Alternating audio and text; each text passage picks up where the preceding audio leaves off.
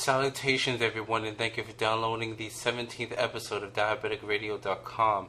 You know, there's one thing that I want every diabetic to know, and that is we are a multi-million-dollar business. We are the cash cows. There are more products that are coming out for diabetes than ever before, and they're still growing in exponential rates.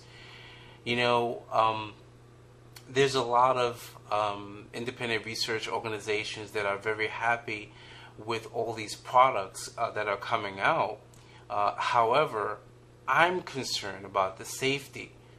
You know, I think that there's more emphasis on marketing these products than there are testing.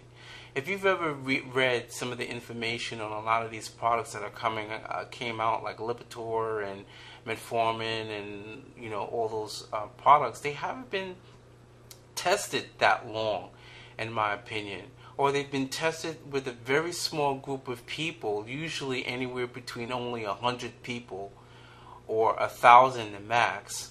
But when you consider the masses that they are marketing these medications to,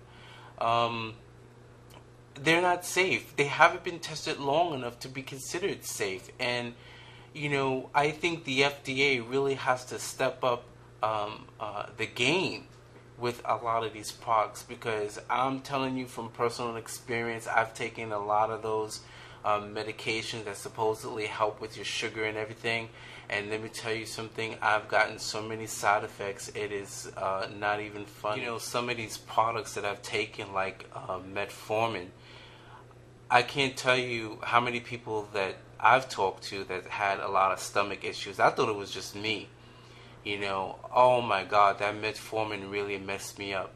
And you know, a lot of type 2s who are diabetic and they're taking that stuff, a lot of doctors prescribe to them like the maximum dose, which is basically 2,000 milligrams a day. That's a lot. That even sounds like a lot. You know, I mean, Metformin is a synthetic drug. It's not vitamin C. No one should be taking 2,000 milligrams of metformin a day, or glucophage, which is the same thing. And oh my God, it stinks. Oh my God, it stinks. I used to be so embarrassed because when I used to go to the bathroom and pee, you know, it comes out through your pee and it smells so awful. You know, and you have all these abdominal, you know, issues. Actos. I stopped taking Actos right away because that's one of the drugs that made me gain weight too, as well as the fact that when you get on their website, they tell you right off the bat causes heart problems, and yet it is one of the most prescribed drugs out there for diabetics. The other one is Lipitor. Let me tell you something about Lipitor. I never knew in my wildest dreams that, you know, you couldn't take Lipitor with something as simple and harmless as a grapefruit. I would have never believed it. I would have never known about it had the pharmacist not put the little sticker on there, and thank God I actually read, and I couldn't believe it. And I'm like, it's a fruit, it's natural, what are you talking about? Well, it appears that when you eat grapefruit and Lipitor, it causes some kind of interaction and causes a lot of muscle problems. And also, I believe it causes breathing problems too, if I'm not mistaken. I can't remember. You know, in my opinion, the whole medical community has really been asleep for a long time when it came to diabetes. And now that it's grown to epidemic proportions, everybody wants to be an expert. Everybody is a self-proclaimed expert, you know, and it's just this whole notion of you're diabetic because it's your fault, that you gotta cut that. Because there's many things that go into being a diabetic. Okay, first of all, there are several categories of diabetes. You have your type 1, which is no cure. There's no vitamin, no fruit, no herb, no nothing you can take. So please, all type 1s, don't believe the hype. Don't believe that crap. There is no cure for diabetes. And if there were a cure, don't you think it would be on broadcasted on every single news channel. Don't you think? Okay, having said that, again, no cure for type 1. Actually, no cure for any diabetes, diabetic category. But no doubt, what helps us to control our sugars is food and medication.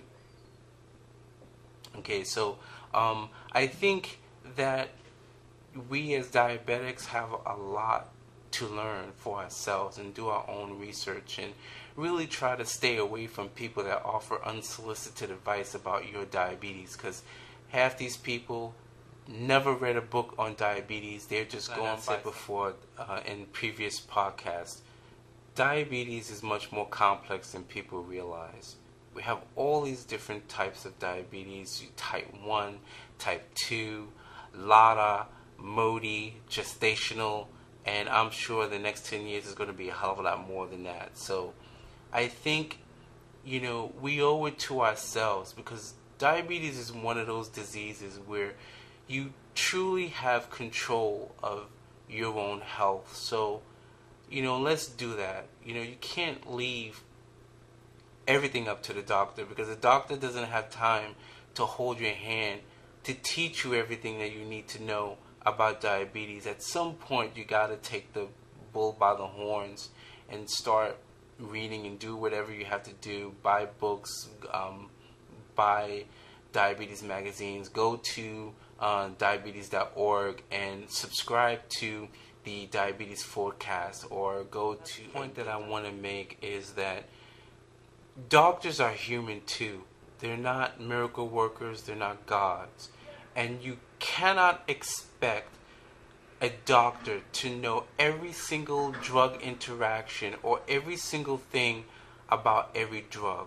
This is something that you need to take upon yourself to learn and discuss it with your doctor. And if there's anything funny or any changes going on in your body, you immediately let the doctor know right away. Don't just take it upon yourself to stop taking it.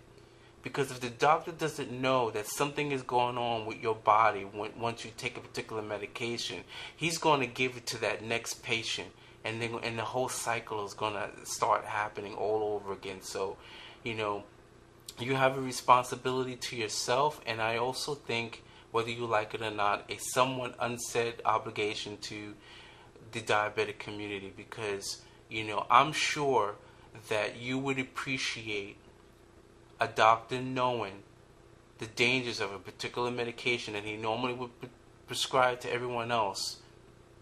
I'm sure you would appreciate that another diabetic informed that doctor to help prevent you from getting that same drug. So, just want to thank everyone for watching, and see you again next time.